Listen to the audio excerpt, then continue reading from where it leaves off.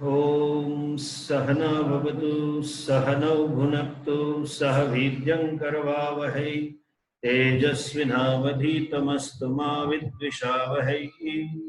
ओम शांति शांति शांति।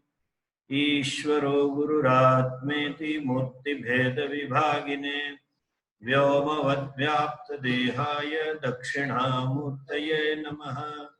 अज्ञानतिमिरान्धस्य ज्ञानाञ्जनशलाकया चक्षुरुन्मीलितं येन तस्मै श्रीगुरवे नमः। नारायणं नमस्कृत्य नरं चैव नरोत्तमं देवीं सरस्वतीं व्यासं ततो जयमुदीरयेत्। ओम।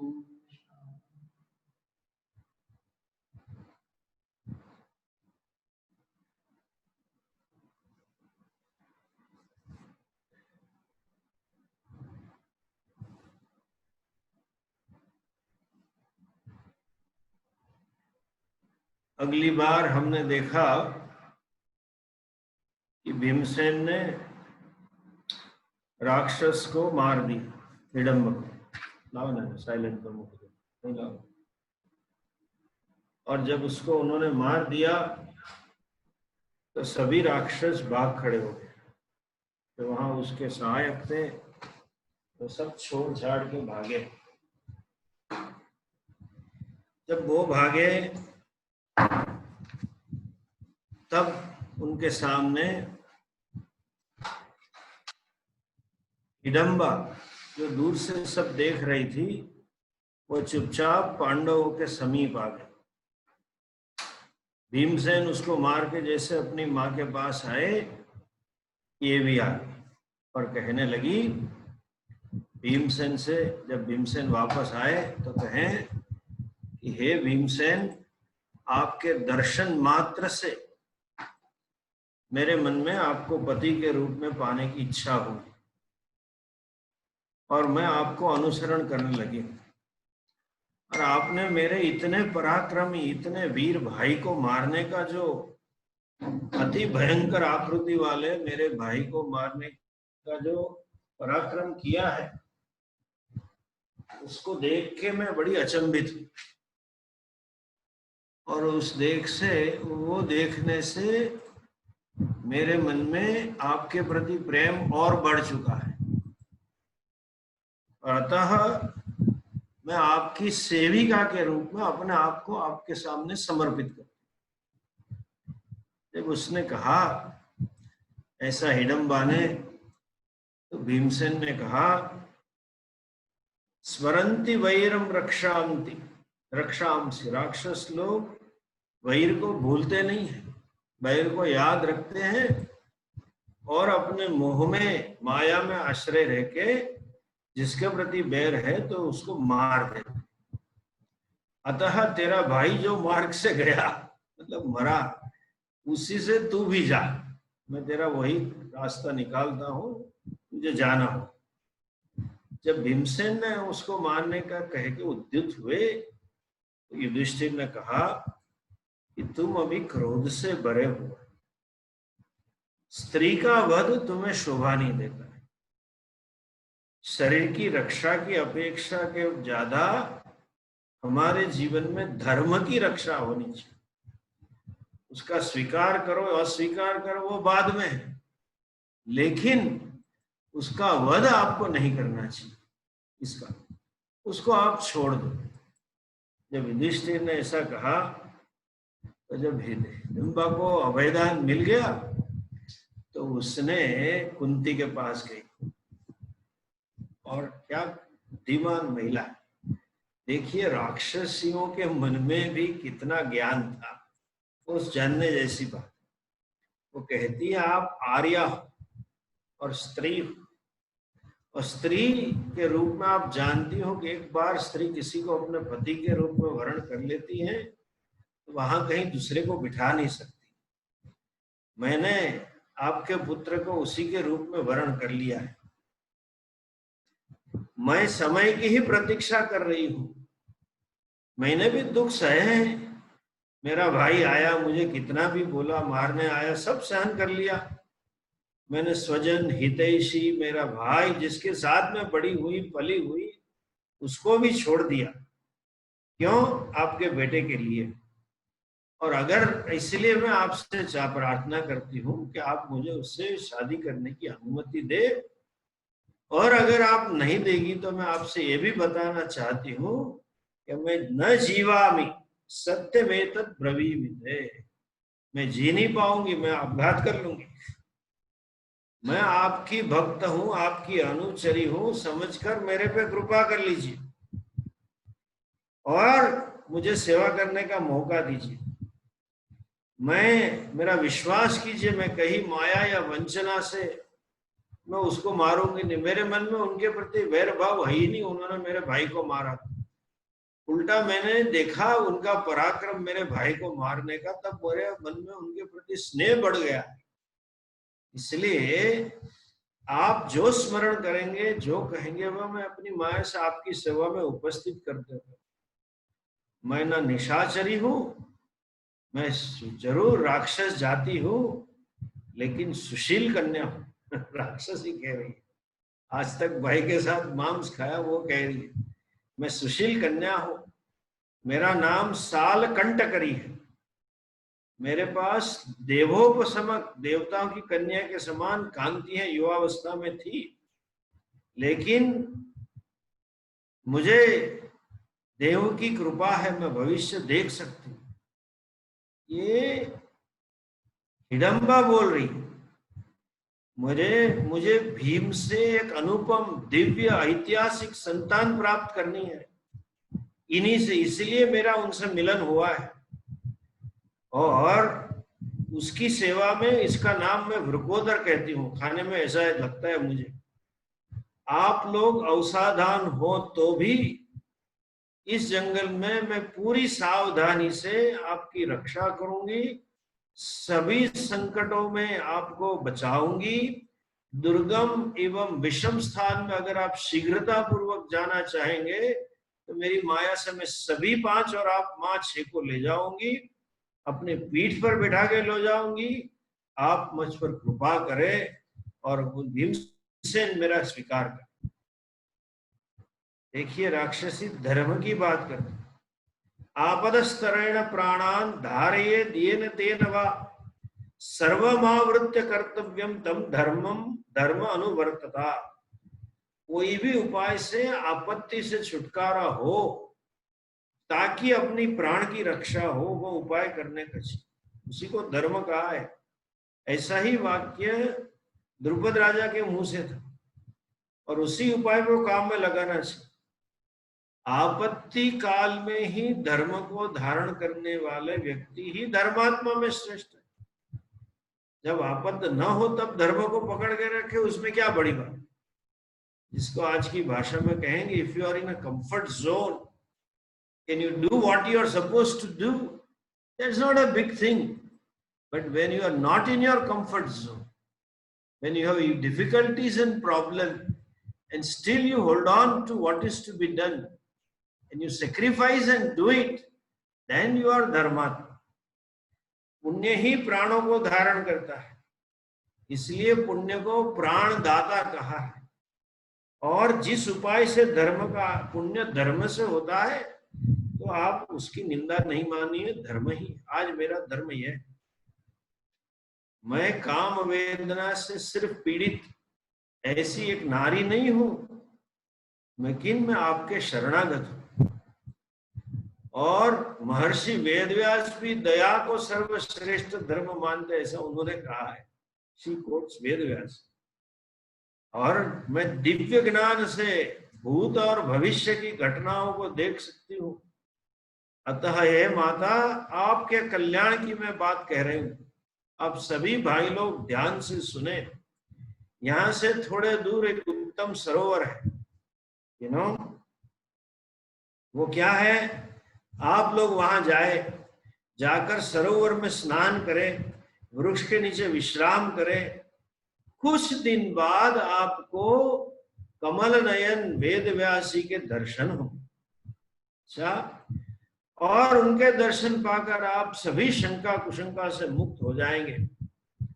दुर्योधन द्वारा आप लोगों को हस्तिनापुर से निकाला जाना, वारणावत नगर में भेजा जाना, वहां लाक्षा गुरु में आपको जलाया जाना, विदुर जी के प्रयत्न से आप लोगों की रक्षा होनी, ये सब बात मुझे मेरी दिव्य दृष्टि से ज्ञात है। मैंने कहा था कि मैं सुशील कन्या हूं, प्रारब्ध वशात मेरे भाई के साथ रहती थी, लेकिन मैं अलग हूं, मुझे ये सब ज्ञात हुआ है। अतः आप मेरी बात मानिए, महात्मा व्यास जी शालिहोत्र मुनि के आश्रम में निवास करेंगे। आप वहां से वहां चले जाएंगे और वहां जब आपको व्यास जी के दर्शन मिलेगा, वहां एक पवित्र वृक्ष है, वो वृक्ष के नीचे आप विश्राम करोगे तो आपकी सभी थकान दूर हो जाएगी। वो दिव्य वृक्ष है, वो मैं जानता हूं। शालिहोत्र मुनि ने अपनी तपस्या के बल से उस सरोवर के जल को और वृक्ष को बड़ा दिव्य बनाया है। वो जल पीना अमृत के समान है और वृक्ष के नीचे विश्राम करना स्वर्ग के समान है। आप वहां जाइए, वहां कदम के वृक्ष है, तो वहां सारस पक्षी है, हंस है, मयूर है, सब मधुर ध्वनि पशु पंखियों की हैं। वह हिंसक प्राणी कभी हिंसा नहीं करते हैं, आप चले जाए। ऐसा उसने इस हिडम्बा ने कहा। जब इसने ऐसा कहा, कुंती ने युधिष्ठिर से कहा, ये राक्षसी जो बता रही है उससे पता चलता है कि उत्तम धर्म को जानती और धर्म को जानने वाली है, उतनी ही नहीं पालन कर रही। प्रारब्ध वशात वो किसी राक्षस कर्म में लग गई है, लेकिन आज उसको उसका प्रारब्ध पुण्य उदय हुआ है, हृदय परिवर्तित हुआ है ताकि हमारे पास आई है, और उसकी भावना से भीम के प्रति जरा भी वो दूषित नहीं है। वो हमारा क्या बिगाड़ लेगी? अगर दूषित हो तो अभी भीमसेन उसको ठीक कर देगा। जब उसने उसके भाई को, उससे बलवान को मार दिया, तो उसको क्यों नहीं मार सकता? मैं चाहती हूं कि वो भीमसेन की सेवा में रहे। माँ ने जब ऐसा कहा युधिष्ठिर से, तो युधिष्ठिर ने कहा, माँ जैसे आप कह रही हो वो सब ठीक है। एवं एतद् यथा अथ त्वं हिडम्बे, हिडम्बा के विषय में ना अत्र संशय, स्थातव्यं तु त्वया सत्ये यथा ब्रूयाम सुमध्यमे। परंतु मैं जैसा कहूं उसके पर आप स्थिर रहिए, अर्थात मेरा जो कहने में, मैं अभी जो शब्द कहने जा रहा हूं उसमें हामी भरिए। उतने में भीमसेन स्नान बान मांगलिक संध्या वंदन करके वापस आए राक्षस को मार के। तो तब उसने कहा युधिष्ठिर ने, रोज सुबह में भीमसेन जब संध्या वंदन कर ले, स्नान इत्यादि कर ले, वेशभूषा से ठीक हो जाए, और सूर्योदय होने के बाद आपको ले जाना और सूर्यास्त के पहले वापस भेजना है। यहाँ दिन भर तुम अपने साथ उसको रखो, अपनी माया से उसको ले जाओ, जहां विहार करना चाहती हो वो करो, उसके साथ दाम्पत्य भोगो, लेकिन रात के समय हमारे पास भेज देना चाहिए। उतना ही नहीं, जिस दिन आपको पता चले कि भीमसेन का वंशज तुम्हारे गर्भ में है, उसी दिन तय भीमसेन आपसे अलग हो जाए, आपका दाम्पत्य संतान प्राप्ति तर ही रहेगा। उसने हाँ भर ली और बड़ी सुशील कन्या की तरह उसने कुंती के चरण छुए, कुंती माता को प्रणाम किए, और उसके आंख में से आंसू रहने लगे। सुबह का तो समय हो ही चुका था, तो राक्षसी तो थी, बोले हमारा शादी हो गई, चलो अभी भीमसेन तुम्हारा मांगलिक हो गया।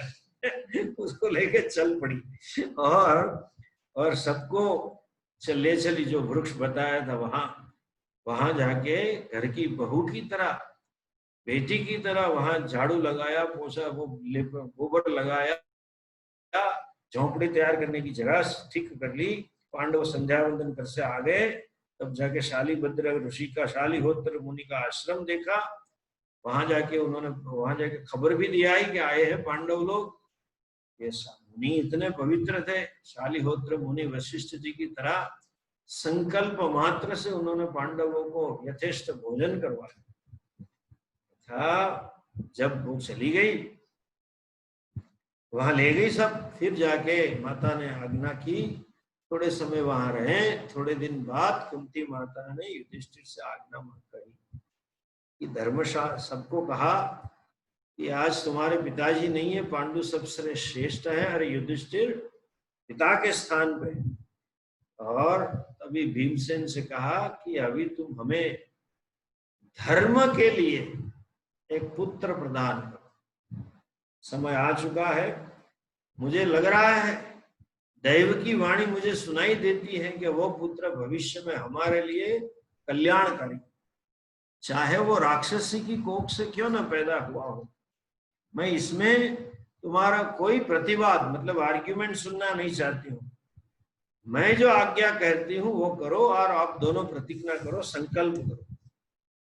तत्पश्चात भीमसेन ने तो संकल्प ले लिए और उसके पीछे पीछे हिडम्बा ने भी सत्य प्रतिज्ञा कर ली और बिहार के लिए चल पड़े।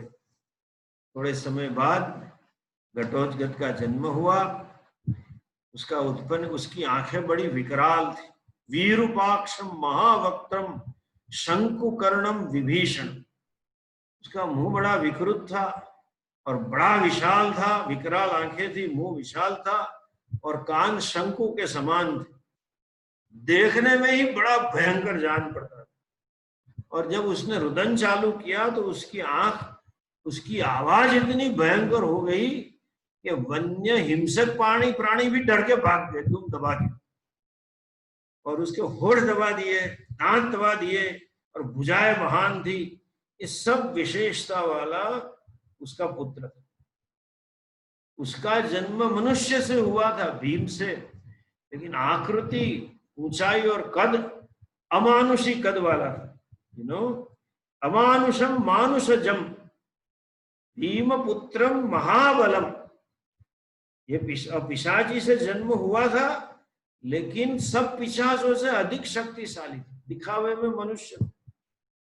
और जब उस पैदा हुआ तो सीधा उसने भीमसेन को प्रणाम किया, माता को प्रणाम किया और उस समय उन्होंने उसका नामकरण किया। तो बालक की उसने कहा, तेरा सर गट जैसा है, मतलब बाल ही नहीं थे, ताल थे बचपन से ही, और तूने जो आवाज निकाली है उससे सब डर गए हैं, तो तेरा नाम घटोत्कच रहेगा। तो उसका नाम पड़ा घटोत्कच। बचपन से ही पांडव बादशाह है, इतना विकराल था, थोड़ा विकृत भी था, भयंकर भी था, लेकिन आचरण से इतना विनम्र था। सभी पांडवों अपने दादा और पिता मतलब पिताजी के बड़े भाइयों के प्रति, छोटे भाइयों के प्रति बड़े सम्मान से, मर्यादा से व्यवहार करता। और उसके कारण प्रणाम करके यही कहता था कि हे निष्पाप गुरुजन, हे निष्पाप पितृगण, बताइए मैं आपकी क्या सेवा करूं। माता कुंती ने कहा कि बेटा, तुम अपने आप को कभी राक्षसी की संतान मत मानो। आपका जन्म पवित्र कुरुकुल में हुआ है और मेरे लिए तो तुम साक्षात भीमसेन के समान हो और हम सभी पांचों पांडवों के ज्येष्ठ पौत्र हो, पांडु राजा के ज्येष्ठ पौत्र हो।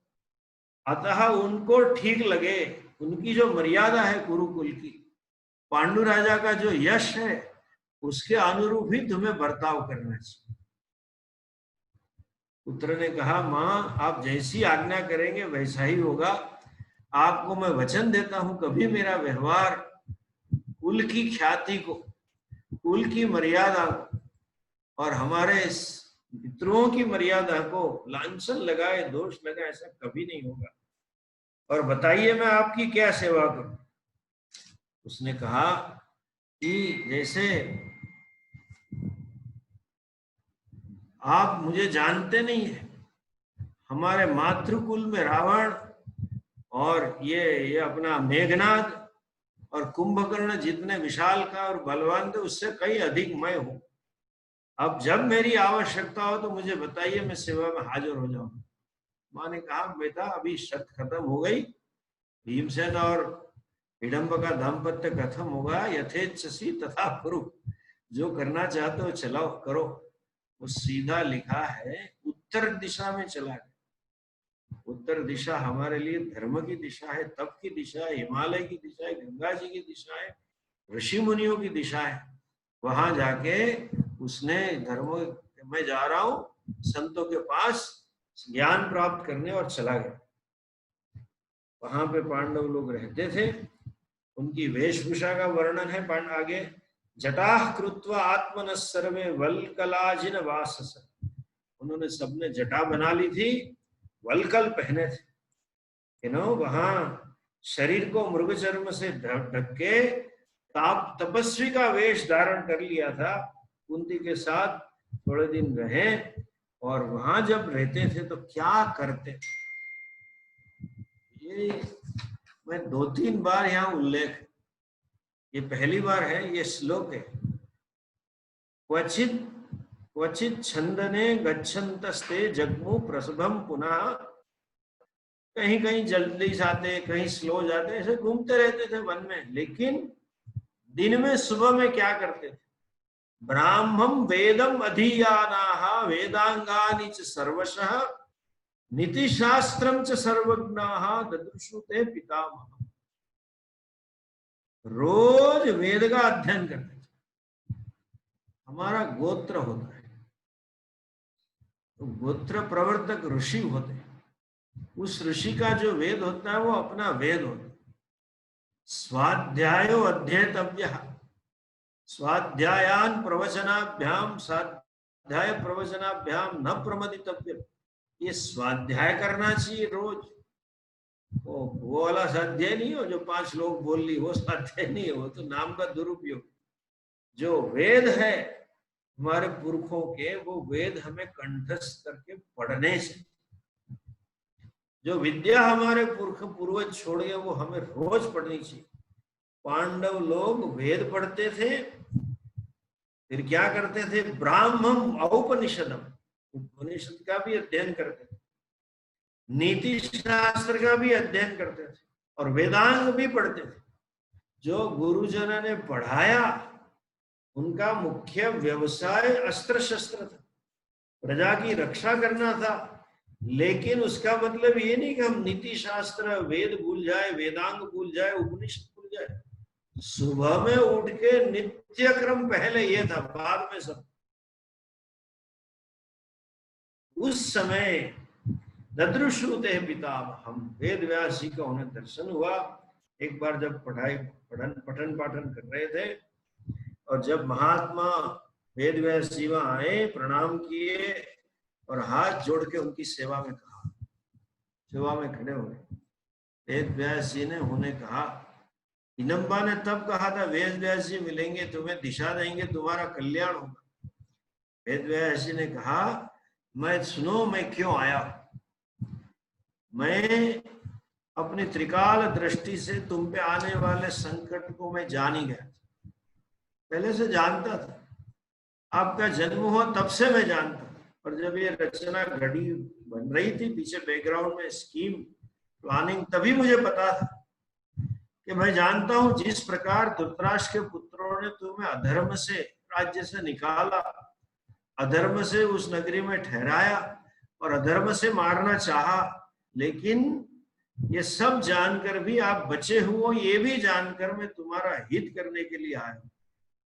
तुम्हें कभी विषाद नहीं करना चाहिए, ये नहीं सोचना चाहिए कि दुर्योधन ने अन्याय किया। ये जो कुछ आपके प्रारब्ध के वशात हुआ है उसमें आपका कल्याण निहित है। मैं आपको बताऊंगा, आपका कल्याण निहित है, भविष्य की बड़ी योजना के अंगरूप उसमें यह हुआ है। संदेह नहीं है कि उन्होंने आपके, मेरे लिए तो सब समान है, लेकिन वेद व्यासी के तपस्वी महात्मा कहते हैं, क्योंकि आप सब मेरे पौत्र हैं, लेकिन आप लोगों में जो दैन्य भाव है, आप लोगों में जो शरणागत का भाव है, और आप लोगों में जो निर्दोषता का भाव है, दीनतः बालतश्च शरणागतश्च स्नेहम कुर्वन्ति मानसा, मनुष्य जिस किस में ये तीन भाव ज्यादा होते हैं उसके प्रति स्नेह ज्यादा तो आप में है।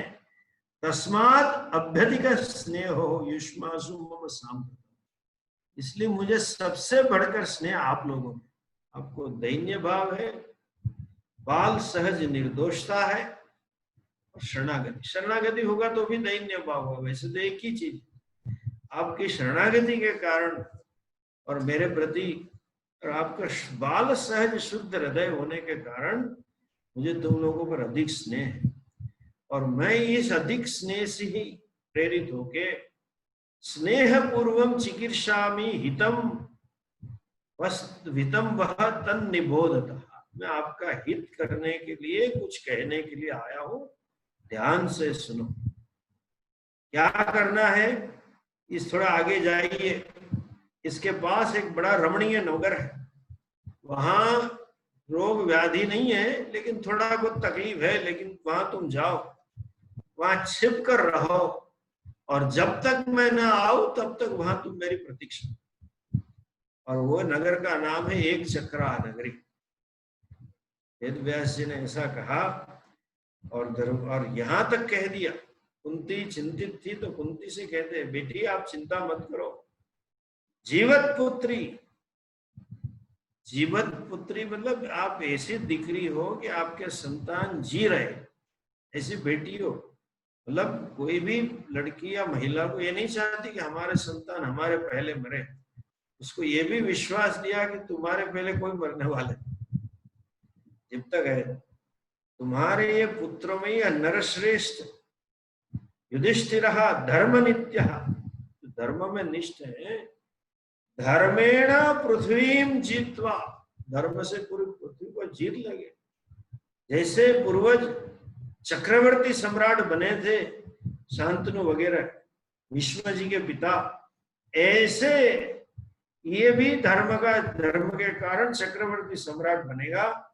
पृथ्व्याम पार्थिवा सन, पृथ्वी के ऊपर जो राजा है, सर्वान प्रशासिष्यति धर्मराट, वो चक्रवर्ती सम्राट नहीं होगा, धर्मराट, धर्मनिष्ठ चक्रवर्ती होगा। और ये जो भीमसेन और अर्जुन है, ये दोनों अपने बाहुबल से पूरी पृथ्वी को अपने वश में करके इनके चरणों में देंगे। ये धर्म से जीतेगा, ये दोनों बल से जीतेंगे और उसका उपभोग करेंगे पूरी आयुष्य, मतलब राजा बने रहेंगे, शासन करे रहेंगे। और माद्री के जो दो महारथी पुत्र है उनको भी अपना राज्य मिलेगा और उसका भी पूर्ण आयु लेके प्रसन्न चित्त सुख पूर्वक उपभोग करेंगे।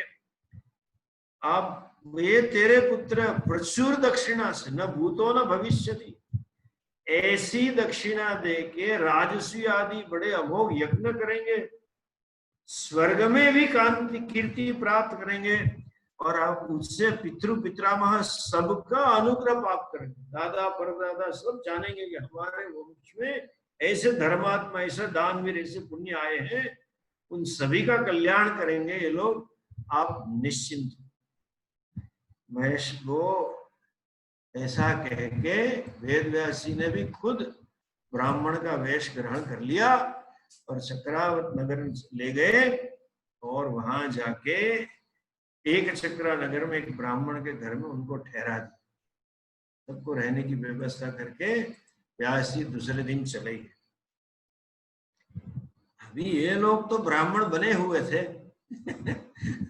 और दिखावे में तो नहीं बन सकते, वेशभूषा से बन सकते, शरीर थोड़ा ब्राह्मण का हो सकता है। जो क्षत्रिय होता है उसका बाहुबल, स्नायु वायु सब, आज की भाषा में कहेंगे ना 5 पैक 7 पैक होता है ना, बॉडी सब देख के। और धर्म के कारण उनकी कांति ऐसी थी नगर में, और व्यास जी के कहने पर मौन व्रत धारण कर लिया, किसी से मिलते जुलते नहीं थे।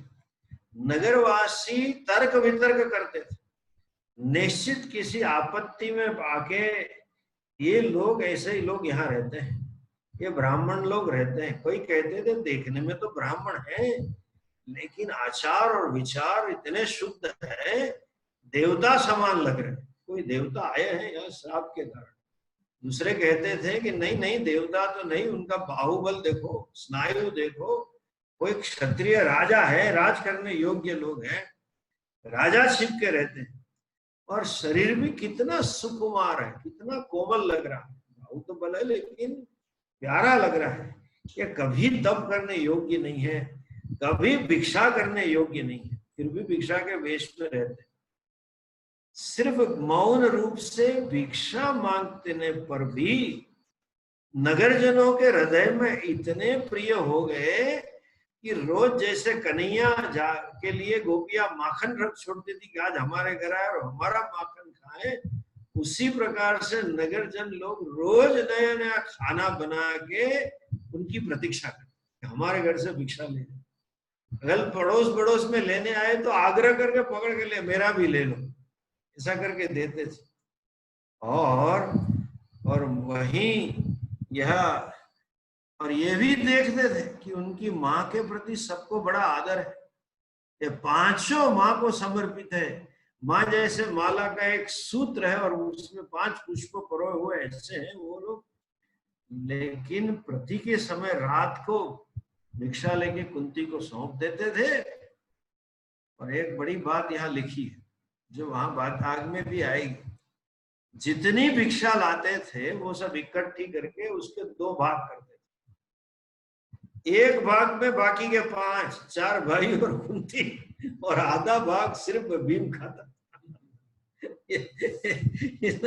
अर्धम ते भुंजते वीराः सह मात्रा परंतपा, वीर पुरुष माँ के सह मात्रा, अर्धम सर्वस्य भोक्ष्यस्य भैक्ष्यस्य, भिक्षा का पूरा आधा भाग भीमो भूंगते महाबल, महाबलवान भीम ही खाता था।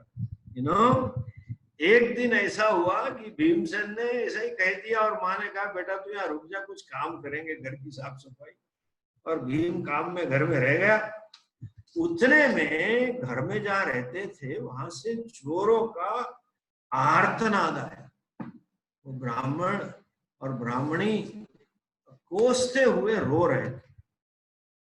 जब उन्होंने देखा ये ब्राह्मण रो रहे थे तब कुंती ने भीमसेन से कहा देखिए ब्राह्मण कितना पवित्र होगा, दुर्योधन ने हम राजमहल में रहने वाले को ऐसी आपदा में ढाला, इतने कष्ट सहे हमें, लेकिन इस घर में कुछ तप का बल है, उसकी पवित्रता का बल है, ये सब, और उसने हमारा ऐसा सत्कार किया है, वो सब भूल के, दैन्यता को भूल के अज्ञातवास को सुख चैन से रहते हैं।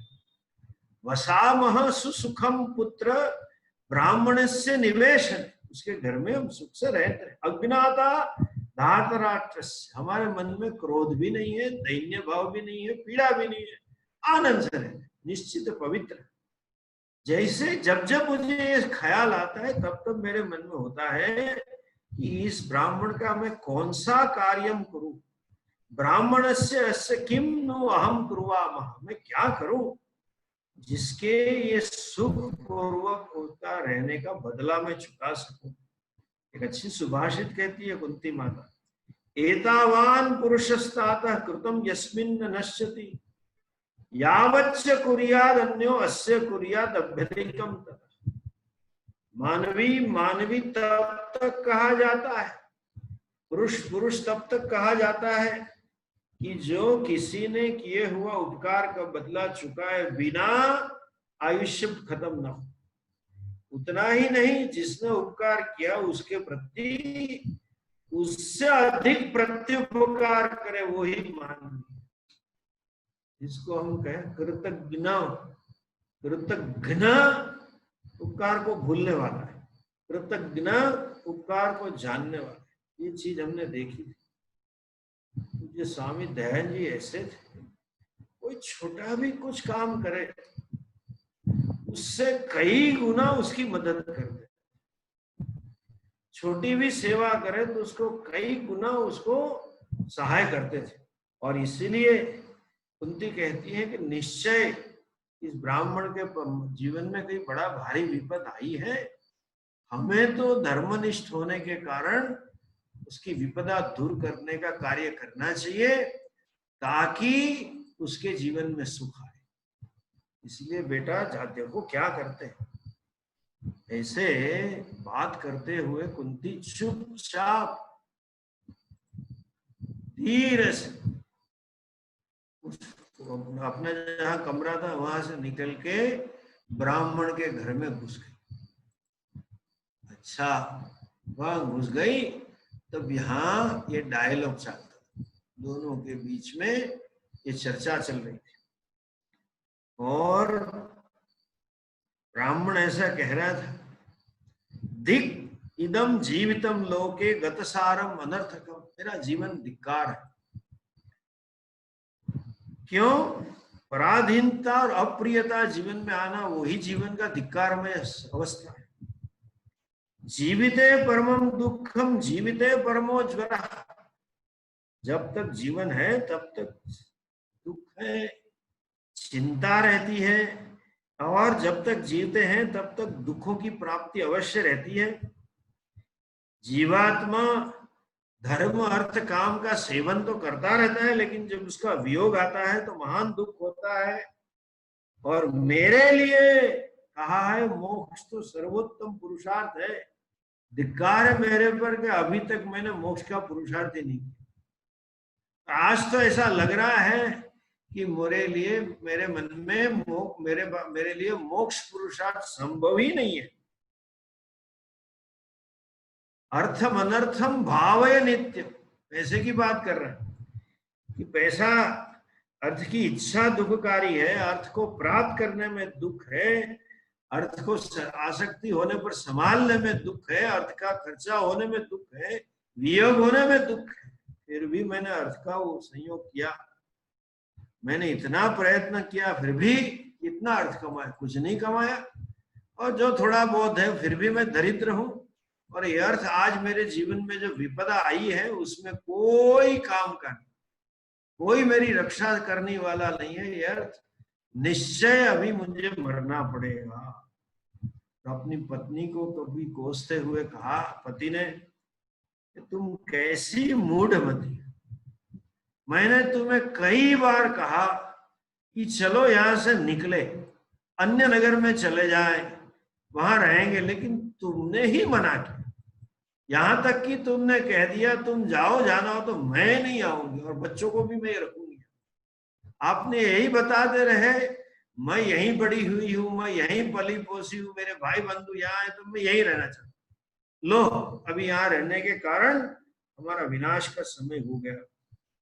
आप और ये फिर भी देखिए, यहाँ बड़े अच्छे डायलॉग, पति की दृष्टि पत्नी के प्रति कैसी होनी चाहिए और पत्नी की दृष्टि पति के प्रति कैसी होनी चाहिए, उनका दाम्पत्य सार्थक दाम्पत्य ही होगा, तब जाके पांडवों को इसके घर में सुख और चैन और सुकून मिलता था।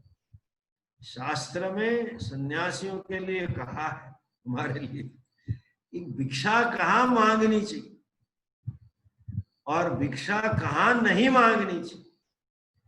शास्त्र में कहा है कि जिस घर में पति और पत्नी झगड़ते हो, पत्नी का मन क्लेश, मतलब घर की गृहिणी का मन क्लेश युक्त हो, उस घर में कभी भिक्षा नहीं देती। जब उसने क्लेश वाले मन से भिक्षा बनाई हो, वो भिक्षा सन्यासी को कभी स्वीकार न करनी चाहिए, ऐसा आदेश ब्राह्मण कह रहे हैं कि प्रिय सहधर्मचरीम दानताम नित्यम मातृ समाम, आप कैसी हो? ठीक है, आपने गलती कर दी, आज मरना आया, लेकिन मैं आपने जो किया है वो कभी भूल नहीं सकता। कभी कभी किसी व्यक्ति का दोष होता है ना, तो जीवन में सीखो, जिसको आज की मार्केटिंग भाषा में कहे ना, थोड़ा डिस्काउंट देना सीखो, थोड़ा कमीशन देना सीखो। क्या कमीशन है, क्या डिस्काउंट है? एक गलती हुई तो हुई, उन्होंने अच्छे भी 100 काम किए हैं ना।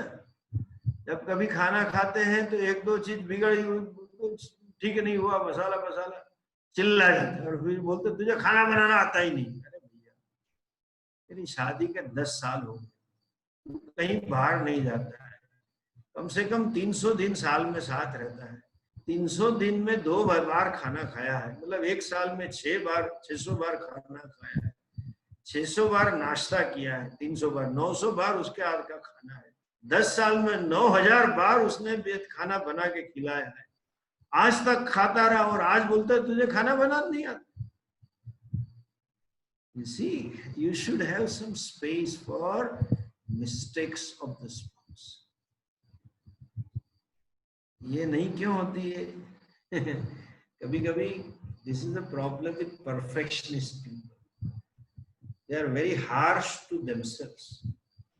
ये ठीक करना है, वो ठीक करना है, तो दूसरों की मर्यादा का स्वीकार करना चाहिए, उनकी अच्छी बातें भूलनी नहीं चाहिए। इसकी पत्नी के कारण ही कई रूप से आज मरने की बारी आई है, फिर भी ब्राह्मण कह रहा है कि तू मेरी सहधर्मचारी रही है, तू दांत है, मर्यादा है, अपनी इंद्रियों को दान दमवान है, समवान है, और नित्य मेरी माता के समान है, मेरा पालन पोषण की चिंता करती। माँ हमेशा अपने बेटे की चिंता करती है, क्या खिलाना क्या नहीं खाना, ये पोषक बेटा नहीं खाएगा तो कैसे भी करके उसको खिला देगी, ड्राई फ्रूट खिला देगी या कोई ऐसा पौष्टिक आहार बना के डाल देगी उसके में। फिर बोलेगे no mom I don't want, तो मैंने यहाँ रखा है, मानो तो खाना, नहीं तो मैं वापस ले लूँ, ऐसा करके डालेगी। वो मुंह बिगाड़ेगा, अपमानित करेगा, mom you are too pushy, अपमान सह के भी उसका स्वास्थ्य का ख्याल रखें। 2 साल का बच्चा और 14, 16, 18 साल में कोई फर्क नहीं होता है खाने के विषय में। माँ को 2 साल के थाली लेके घूमना पड़ता है, दिमाग लेके घूमना पड़ता है, बस उतना ही, पैर तो पकड़ के खिला। 2 साल का अच्छा है, गोदी में बिठा के पाँव दबा के नाक दबा के खोज सकते, बड़े को क्या कर, कैसे भी करके वो कई आइटम सीखेगी। खाने के टाइम पे अगर बेटा बोल दिया अच्छा है तो वो तुरंत याद रखेगी, उसको अच्छा लगा। पूछेगी कोई नई आइटम बनाई तो बेटा बोले हाँ ठीक है, तो दोबारा नहीं बनाए। और वो जब बोलेगा बेटा पूछेगा माँ वो क्यों नहीं बना, बोले उस दिन तूने बोला ठीक है, तो बोला नहीं अच्छा, नहीं मुझे अच्छा लगा, अच्छा शाम को बना देती। तो बोले तू माँ की तरह, तेरे तूने पत्नी माँ होती है इस एंगल में, खिलाने में तूने माँ की तरह मेरा ख्याल रखा।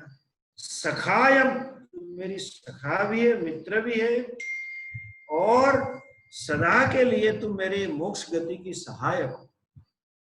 तुम्हारे पिता ने मेरे गृहस्थाश्रम के अधिकारी बनाया है, विधि पूर्वक मैंने तुम्हारा प्राणी ग्रहण किया है। कुली नाम शील संपन्नाम अपत्य जननीम अपि, आप कुलवान है, चरित्र से शालीन है, और आपने मुझे संतान भी दी। आप ही के कारण मेरे वंश आगे चला है।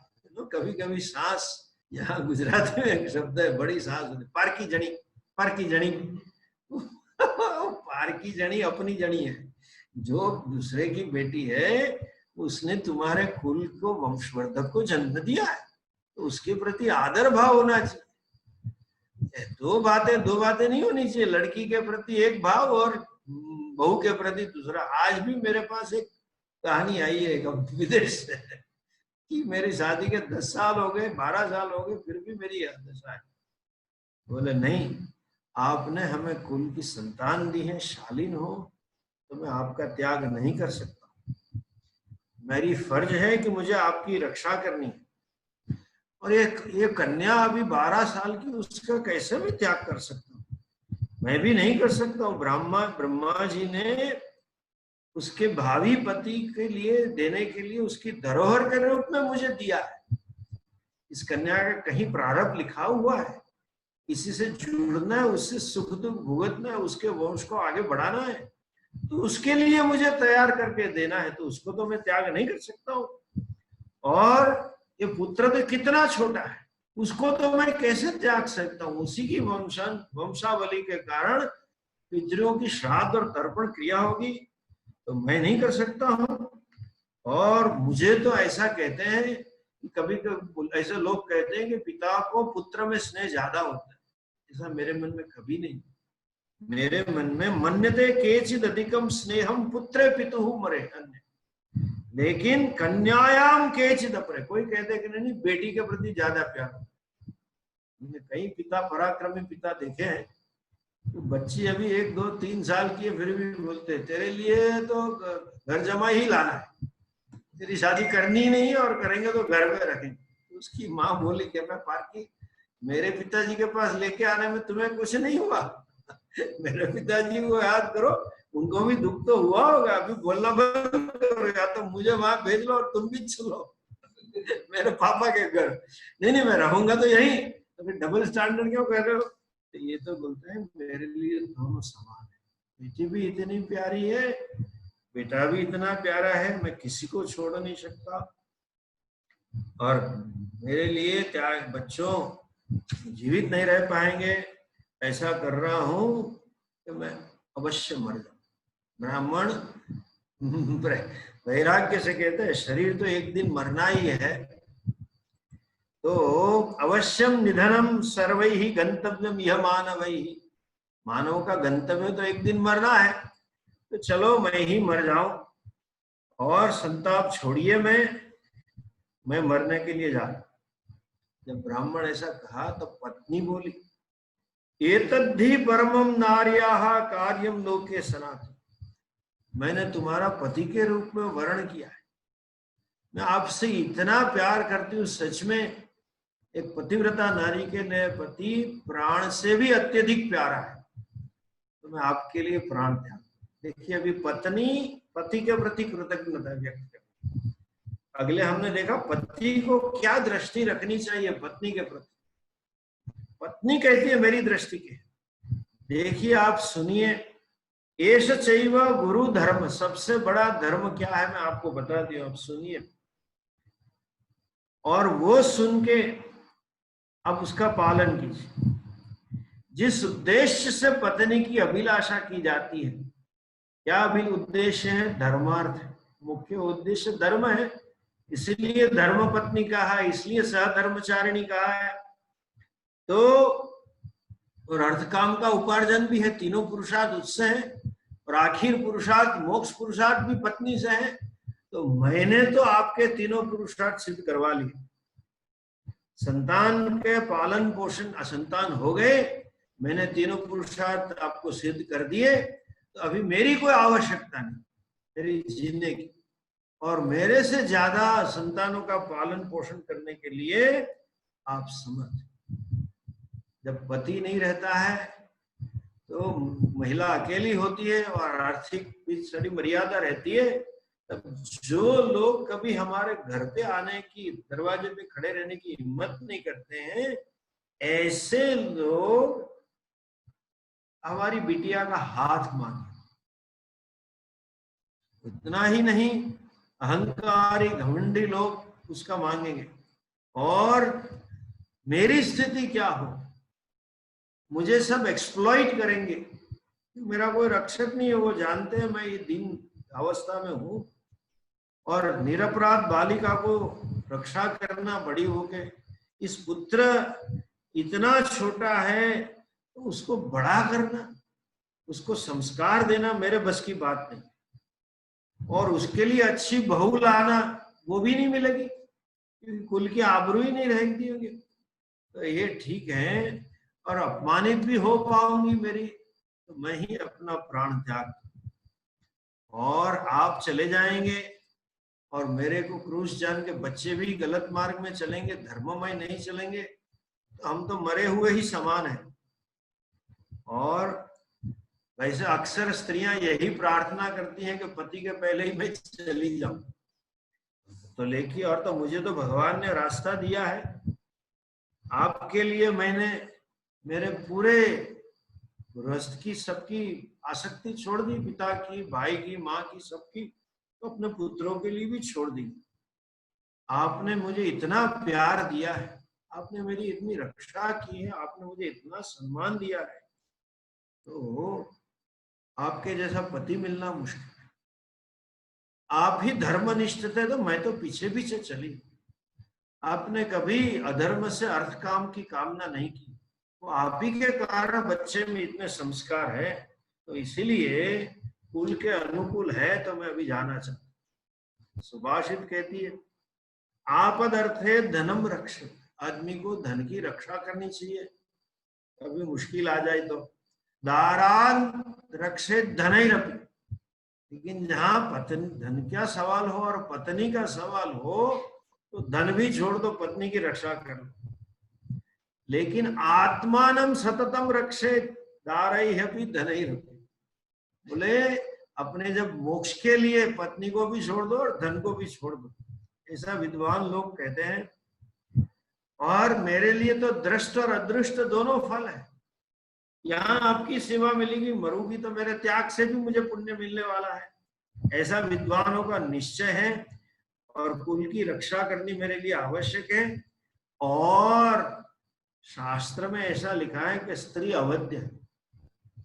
कभी कभी राक्षसों के मन में भी धर्म का विचार आएगा, तो मैं ले जाऊंगी तो मुझे नहीं मारेगा, वो उसको धर्म की बात कहूंगी तो नहीं मारो। जात पुत्रा, मुझे पुत्र भी हो चुके हैं, अभी तो मेरी उम्र भी ढलती हुई है, कोई संभावना नहीं है। संतान सुख पा लिया, पति सुख पा लिया, गृहस्थ सुख पा लिया, अर्थ काम पा लिया, धर्म उपार्जन पा लिया, भगवान ने ये दिया है मुझे, तो मैं जा रहा। अच्छा, ये दो पत्नी है और पति के गुण गाते गाते आगे बड़ा लंबा है, रो पड़े, दोनों एक दूसरे से आलिंगन करके रोने लगे, मैं जाऊं मैं जाऊं। तब बेटी बोलती, कन्या के कहते क्या बात कर रहे हो, मैं अपनी अल्पमति से जो कहूं वो सुनिए और उचित लगे वो कहिए, लेकिन मैंने जो धर्म पढ़ा है उसको भी मैं कहना चाहता हूँ। See, everybody presenting their so full tight case. Ramayan में जब राम जी को लेने के लिए भरत जी आते, सब आर्ग्यूमेंट करते, तो लगेगा यही सही है।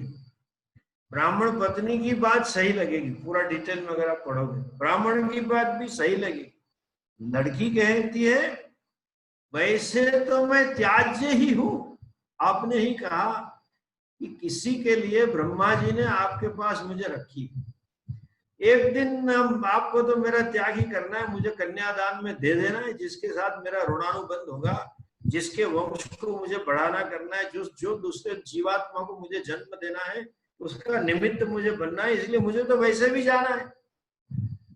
तो आज ही अकेली को त्याग कर दीजिए तो मैं कुल की तो रक्षा कर पाऊंगी। वो जब आप त्याग दोगे तो मुझे अर्थ काम धर्म मोक्ष मिलेगा, यहाँ तो वो सब मिलने वाला है। और संतान की व्याख्या ऐसी है जो पिता को नरक से छुड़ाए, परलोक में उद्धार करे, अपना बलिदान दे, उसी वास्तव में पुत्र का है। और मेरा जो भाई है, ही इज अ टॉडलर, कितना छोटा है, वो नष्ट हो जाएगा, आप दोनों में से एक भी जाओगे तो मेरे जाने से थोड़े दिन रोएगा, फिर भूल जाएगा, तो उसको हानि नहीं होगी। और पिताजी आप में से दो में से एक भी जाए तो भी भैया और दो में से चार में से दो तो मरेंगे, एक राक्षस से और एक वियोग से। तो माता पिता तीनों को परित्याग करके मैं कैसे दुख में जी पाऊंगी। इसलिए आप ऐसा करें, ये चंदना भाई को बड़ा करें और उससे पिंडदान पितरों को भी करना है, पुण्य कमाना है, तो उसको बड़ा करो। और मैं जाना चाहूंगी, और वैसे भी मुझे किसी और के घर जाना है और उसके घर में जाके उसका घर संस्कृति चलानी है, और मैं राक्षस के पास जाऊंगी, अगर कुंवारी कन्या जान के उसके मन में भाव हो जाए तो मुझे छोड़ देगा और मैं वापस होके चली आऊंगी, आप चिंता मत कीजिए। इसलिए हे पिताजी, आप सब दोनों छोड़ दीजिए, मुझे जाने दीजिए। और वो कह के रोने लगी। उसको रोती हुई देख के, आग्रह करती हुई देख के माँ बाप और रोने लगे। ऐसी पवित्र बेटियां पाई है कि जो अपना भोग कर रही, ये सबको देख के वो छोटा रोने लगा। छोटा भाई आगे एकदम जोर से रोने लगा और वो सुन रहा था, 4-5 साल का होगा, वो सुन रहा था, रोते रोते सब बुलाए चुप हो जाए ऐसा। और अपनी माँ ने बोला बेटा चिंता मत कर, कुछ नहीं मरेंगे। तो बच्चा है, वो लकड़े का एक तलवार थी लेके आ, माँ मैं जाके राक्षस को इससे मार के आता हूँ। तो सब हंस दिए। थोड़ा वातावरण बड़ा शोक मग्न से थोड़ा लाइट हुआ। जब कुंती ने देखा यही क्षण है एंट्री मारने की, उसने पूछा क्षमा करना मैं बिन बुलाए आ गई, लेकिन आपके दुख का कारण क्या है? क्यों आप सब लोग मैं मरूंगा मैं मरूंगी कर रहे हैं? जरा मुझे बताइए तो कहें। उस देखिए ब्राह्मण कहता है हे तपोधने, आप तप के धनी, आपके हृदय में हमारे प्रति अनुकंपा होना और जानने की इच्छा होना स्वाभाविक है। गलती से हम चिल्ला बैठे ताकि आपको पता चल गया। लेकिन उसने कहा इस नगर में एक राजा है, बड़ा डरपोक और अधर्मी है और भोग में रचा बचा रहता है। उसकी बुद्धि भी खोटी है और गांव के बाहर एक हिंसा बख्शी राक्षस रहता है बकासुर नाम का, कभी भी किसी को मार देता था, कुछ भी कर देता था। राजा ने उससे एक कॉन्ट्रैक्ट किया और सबकी बारी आती है तो 2 बैल और इतना खाना वगैरह लेके आज गृहस्थी जाता है, लेकिन कॉन्ट्रैक्ट में ऐसा था कि इतना खाना पहुंचा। राक्षस क्या करता है, वो लेके जाता उसको भी खा जाता है। तो आज हमारी बारी है। बहुत समय के बाद वेत्रकीय गृह नामक राजा है, वहां रहता है और वो कुछ उपाय उसको करता नहीं। आदमी को कहाँ रहना चाहिए? ब्राह्मण कह रहा है मैंने गलती की। ब्राह्मण को क्या रहना करना चाहिए कि पहले गुणैहि एतैहि वत्स्यन्ति कामगाः पक्षिणो यथा, कि जैसे पक्षी वहां के जंगल के राजा के गुण देख के निवास करते हैं। नीति कहती है पहले अच्छे राजा हो वहां सोचे, उसके बाद अच्छी पत्नी प्राप्त करे, उसके बाद अच्छे संतान प्राप्त करे, और जब तीनों का अच्छे का संग्रह होगा तब अपने सब कुटुंब पे संकट दूर हो जाएंगे। अच्छा, मैं तीनों का विपरीत संग्रह किया है। क्यों? ऐसे नगर में आके बसा, विद्वान होने पर भी तपोवान होने पर भी मैंने नगर रखा। उतना ही नहीं, इस पत्नी तो मेरी अच्छी है, लेकिन इस नगर वाली पत्नी से ब्याह किया। कहीं दूसरे नगर वाली होती तो कहीं जाना आना होता। और विवाह के पश्चात में इतना धन नहीं कमा पाया, मेरी संतान जल्दी नहीं हुई, नहीं तो आज बड़ी संतान होती। मेरी शादी ब्याह हो गया था, मेरी बड़ी देर से संतान हुई। तो मैंने तीनों में गलती की है। मेरे पास धन नहीं है तो कई बार पुरुष को खरीद भी सकता था, वो भी नहीं आता है, और राक्षस के हाथ में दे दो। जब उसने ऐसा कहा तो कुंती ने कहा आपको अपने पर आए हुए भय से किसी प्रकार का विषाद न करो। उस राक्षस के संकट से छूटने का उपाय मेरे पास है। तो क्या है?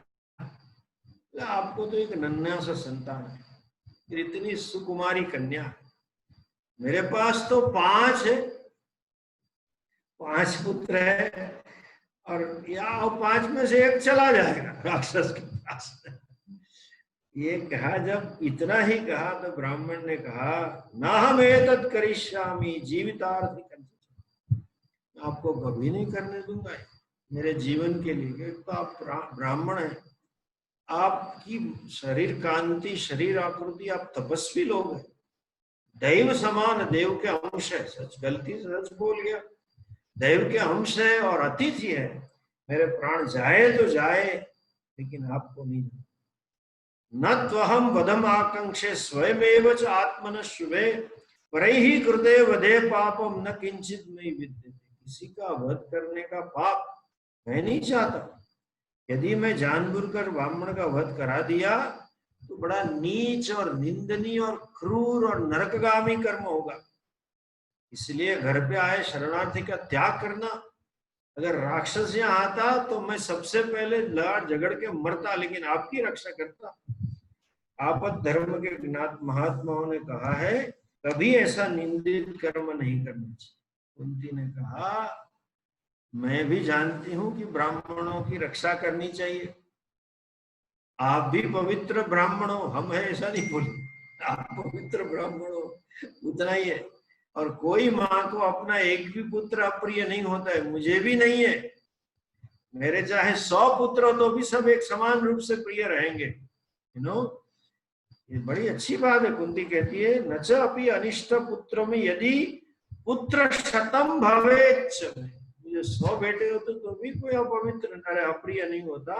लेकिन ये जो मेरा मजला है, हम जब वन से आ रहे तो उसने कई राक्षसों को मारा है, पराक्रमी है, और धीरे से बोल दिया वो मंत्र सिद्ध है।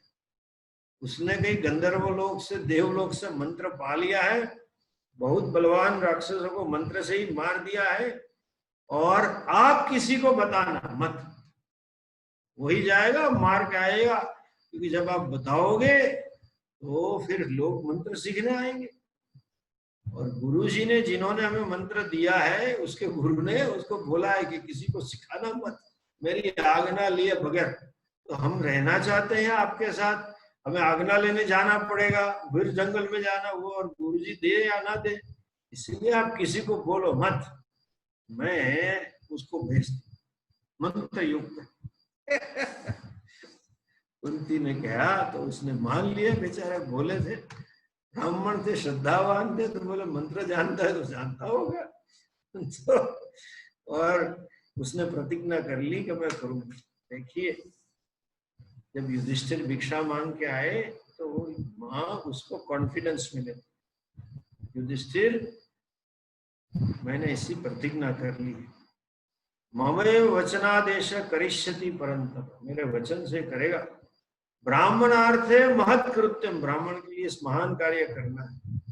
युधिष्ठिर ने कहा ए माँ, आपको परित्यागमि पुत्रस्य न प्रशंसन्ति साधव, पुत्र का परित्याग करना क्रिया को कोई साधु लोग उसकी प्रशंसा नहीं करते। दूसरे के बेटे के लिए अपने बेटे को त्याग देना, पुत्र के लिए अपने लोग, और वेदों को लोगों ने और वेद ने दोनों ने इसको विरुद्ध किया है। और जरा सोचिए तो सही, ये दुर्बुद्धि दुर्योधन और कपट बुद्धि शकुनी ने अपना राज्य ले लिया है। हम जिसके बल पे टिके हुए और जिसके बल से हम आशा करते हैं हम दूसरे वापस लेंगे, उसी को आप भेजना चाहती हो। उसी के बल से हम लाक्षा गुरु से बचे, उसी के बल से हम जंगल से निकले, वो उठा उठा के ले आया। और हम लोग धृतराष्ट्र को पुत्र को मार के पृथ्वी का शासन करना चाहते हैं, लेकिन क्यों आप उसको दे रही हो? कुंती कहती है युधिष्ठिर तेरी आसक्ति बोल रही, माँ के ऐसी अनासक्त होगी। भीमसेन के लिए चिंता मत कर, न संताप त्वया कार्यो वृकोदरे, इनके लिए संताप मत कर। मैंने नचायम बुद्धि दौर्बल्य, किसी भी क्षण में किसी आवेग में आके मैंने वचन दिया ऐसा नहीं है। व्यवसाय न मया कृता, हम ब्राह्मण के घर में सुख से रह रहे, दुर्योधन का अन्याय, आज तो हम दैन्य भाव हमारे मन में आना चाहिए, उसके बजाय प्रसन्नता पाम रहे, तो ये ब्राह्मण ने दिया है, हमारी कृतज्ञ है हम लोग, तो उसका उपकार का बदला हमें देना चाहिए। इसलिए मैंने कहा है। और तूने भीमसेन का पराक्रम देखा है, और तो हिडम्ब को मारने तो मैंने अपनी आंखों से देखा है, तो मुझे तो विश्वास है ये मार के वापस आ जाएगा। और तू तो छोटा था, मैं बात बताऊं, जब ये तू तो 1 साल का था, एक साल के अंतर थे, तुझे कुछ पता नहीं है। ये जब जन्म हुआ, मैंने आगे कहानी बताई थी, मेरी गोद में था, पीछे से शेर ने आवाज लगाई, मैं एकदम खड़ी हो गई, डर के मारे उसको लेना भूल गई, वो नीचे गिरा तो शिला टूट गई थी, ऐसा उसका शरीर है बचपन से। और तू तो जानता है नागों ने उसको 10 हाथियों का बल दिया है, दास दिया है, तो कुछ नहीं होने वाला। तो आप भेजना चाहिए। और हम क्षत्रिय हैं, क्षत्रिय का धर्म है धर्म की रक्षा करना, ब्राह्मण की रक्षा करना, और हम राजा है, राजा का विशेष धर्म है। आज तो हमारे धर्म का कारण भी हमें उसको भेजना चाहिए, चाहे क्यों ना हमारे प्राण चले जाए। राजा अपने शरण में आए शूद्र को भी बचाता है, पशुपंखी के प्राण बचाने रहा, ऐसा शास्त्र का विधान है। तभी राजा का राज्य धन धान्य से संपन्न होता है। तो हमें तो ये ब्राह्मण हमारी शरण में आए हैं तो बचाना चाहिए। युधिष्ठिर बात मान लेते हैं, भीमसेन जाते हैं बकासुर के पास, वध करके आते हैं। उसकी कहानी अभी 2 दिन बाद बुधवार को बताएंगे, उसमें भी काफी अच्छी बातें लिखी हुई है, तब कहेंगे।